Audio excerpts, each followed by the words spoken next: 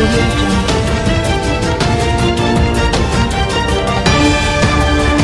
दैनिक साथी में आपका स्वागत है। 42 दिन से अपनी मांगों को लेकर धरने पर बैठे आंगनवाड़ी कार्यकर्ताओं को अब विपक्षी दलों का भी समर्थन मिलना शुरू हो गया है। मंगलवार को शहर के सुभाष पार्क में आंदोलनरत आंगनवाड़ी कार्यकर्ताओं को कांग्रेस के वरिष्ठ नेता कैप्टन अजय सिंह यादव ने पहुंचकर समर्थन दिया और कहा कि सरकार सभी वर्गों की अनदेखी कर रही है। इतना ही नहीं, कैप्टन अजय सिंह यादव ने देश के प्रधानमंत्री को आज तक का सबसे झूठा प्रधानमंत्री तक करार दे दिया। देखिए क्या कहा कैप्टन अजय यादव ने। कहेंगे कि सरकार क्यों हट धर्मिता पे अड़ी?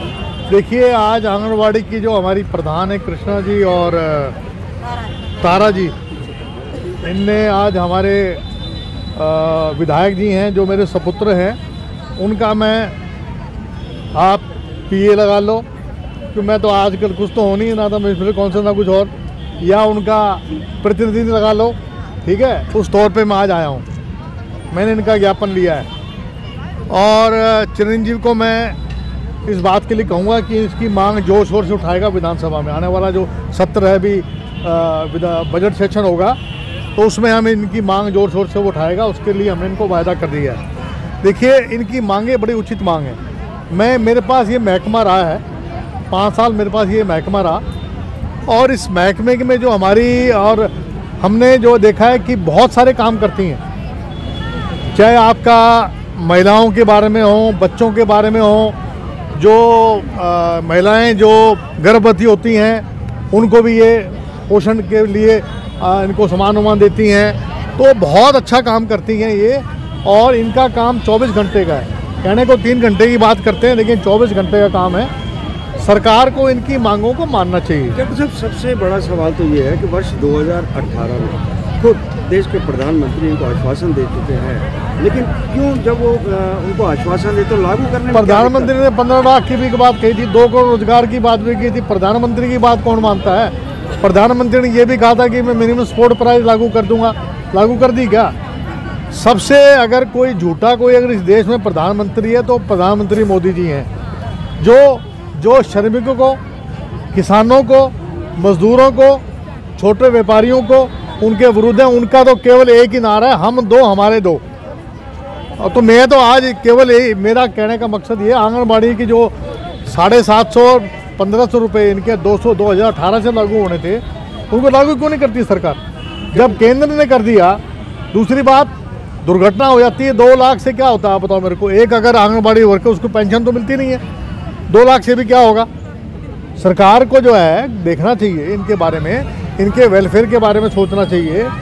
और मैं समझता हूँ कि जो भी इनकी मांग उचित मांगे हैं, जो श्रमिक का जो दर्जा है वो देना चाहिए इनको। कुल मिला कैप्टन साहब, आप बात कर लेते हैं राजनीति की, कि आप लगातार जिस तरीके से ईडी के छापेमारी हो रही है, इनकम टैक्स की छापेमारी हो रही है, और चुनाव सिर के ऊपर ऐसा ना, ये तो भाजपा की फितरत है।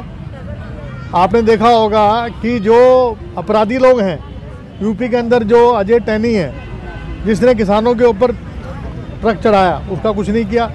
एक दूसरा जैन था, उसके यहाँ छापा मार दिया, अपना खुद का आदमी निकला। फिर बोले जी हमारे से गलती होगी। यहाँ तक कि जो एंकर है आज तक की, उसने मान लिया कि गलती से भाजपा के यहाँ इन्होंने छापा मार दिया। तो ये तो जो हैं लोग जन विरोधी हैं, ना तो इन्होंने देश की आज़ादी में कभी हिस्सा लिया। आरएसएस के लोग जो हैं, क्वीन जो थी एलिजाबेथ, उसको जाकर सलूट मारते थे। 5 राज्यों में जो चुनाव होने जा रहे हैं विधानसभा के लिए, हाँ, तो कांग्रेस किस पायदान पे खड़ी है?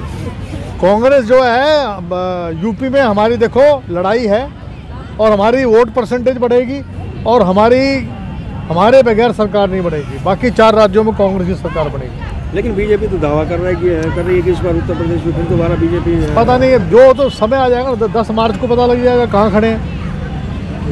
आज तो हम आंगनबाड़ी वर्कर्स के लिए आए हैं, इसकी बात को हाईलाइट करो आप कि भाई हमारे जो चिरंजीव राव हैं, ये मामला सारा विधानसभा में उठाएंगे, विधानसभा के बाहर भी। और बहन जी यहाँ बुलाओगी, दोबारा आ जाऊँगा। कहाँ गई हमारी कृष्णा जी?